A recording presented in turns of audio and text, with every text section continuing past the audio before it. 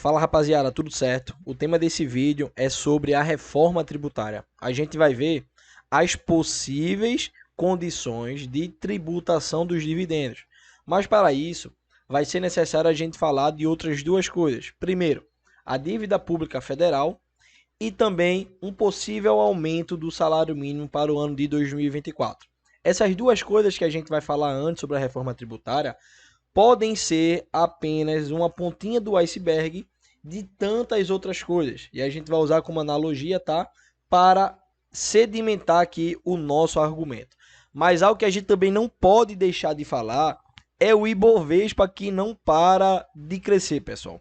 O Ibovespa hoje extrapolou a casa dos 134 mil. E o meu medo é, eu não estou dizendo que eu sou pessimista aqui, ou vivo de especulação. O Ibovespa crescendo, crescendo, crescendo tanto assim, ninguém sabe até que ponto vai crescer, até em que questão você se baseia todo o crescimento, e o pior de tudo é se em algum momento vai cair e se essa queda vai frustrar muita gente. Então a gente fica aqui no aguardo, acompanhando e feliz com todo esse crescimento aí do Ibovespa, tá? Então a notícia principal desse vídeo aqui é reforma do imposto de renda. Congresso mira tributação em 2024. A gente vai ler o início aqui, uma partezinha inicial. Bom, e vai ser interessante a gente ler logo uma parte envolvendo uma fala do ministro da Economia, o ministro Haddad. Veja, vamos começar logo por aqui. Em 2024, o Congresso irá se debruçar sobre as mudanças na tributação das rendas das pessoas para corrigir distorções, segundo eles. No entanto, a equipe econômica do governo ainda não divulgou uma proposta para a reforma do imposto de renda, o que é muito importante ter essa divulgação e tudo bem planejado. Mas olha o que Fernando Haddad disse. A reforma do imposto de renda vai exigir muita explicação, muita cautela, muita tranquilidade e muito bom senso. Não se resolve de forma irrefletida, é o que disse o ministro, tá? Mas aí vamos ver essas outras informações aqui. Dívida pública federal avança 2,48% em novembro e soma 6,3 trilhões de reais. Vamos para outra informação aqui. Governo Lula confirma salário mínimo para 2024. Vamos ver como é que vai ficar.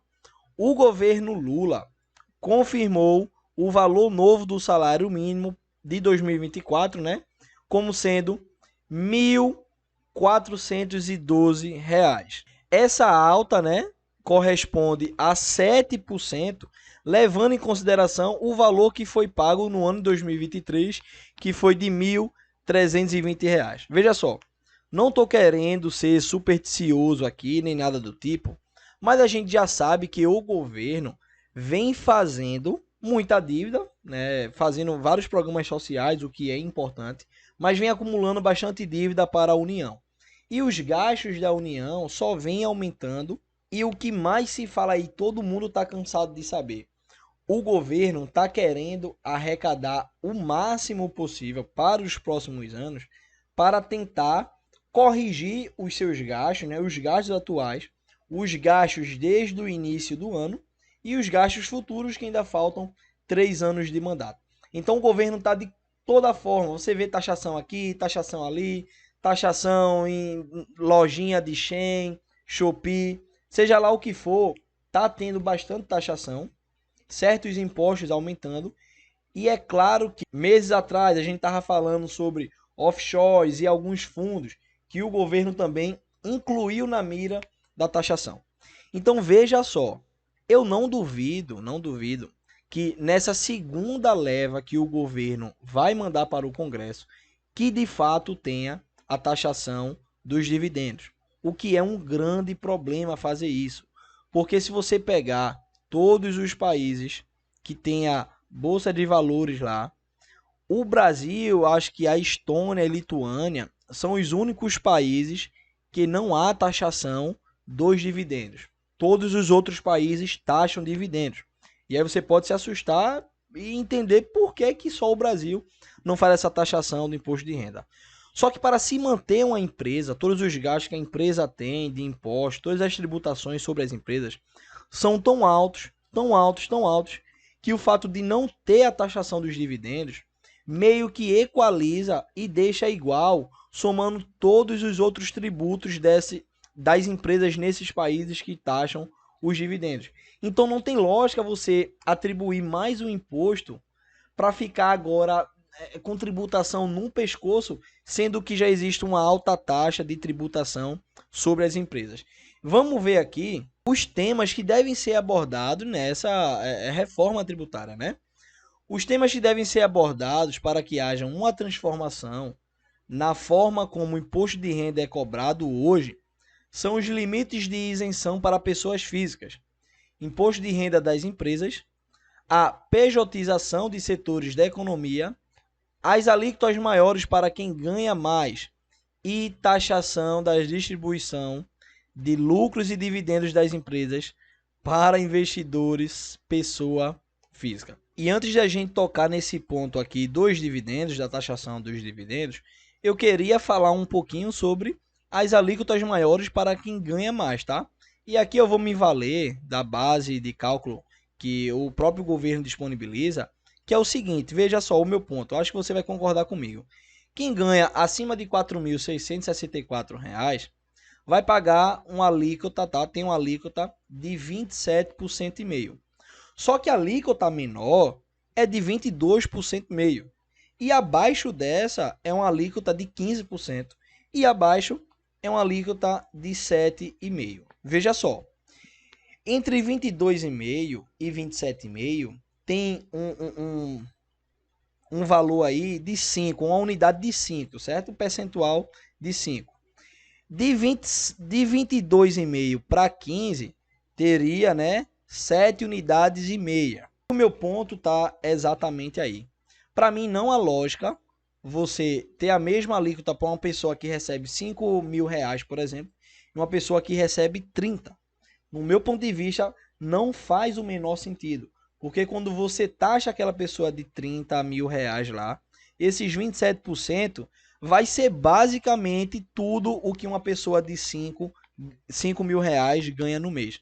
Então, no meu ponto de vista, e não tem nada a ver aqui, nada partidário, tentando ser mais justo, eu acho que deveria ter mais alíquotas aqui entre cada uma, certo? Por exemplo, ter 8,5, 9,5, 10, 10,5, até chegar em 15, e essas alíquotas aumentando. Porque se você quer aumentar essa alíquota para quem ganha mais, eu acho justo, vide que eu acho totalmente injusto dessa forma aqui que nós temos. Mas aí isso é uma discussão para outro momento, envolve congresso, envolve tanta coisa que a gente talvez fique só na esperança. Só que voltando para os dividendos, a gente já sabe que há uma proposta do fim do JCP.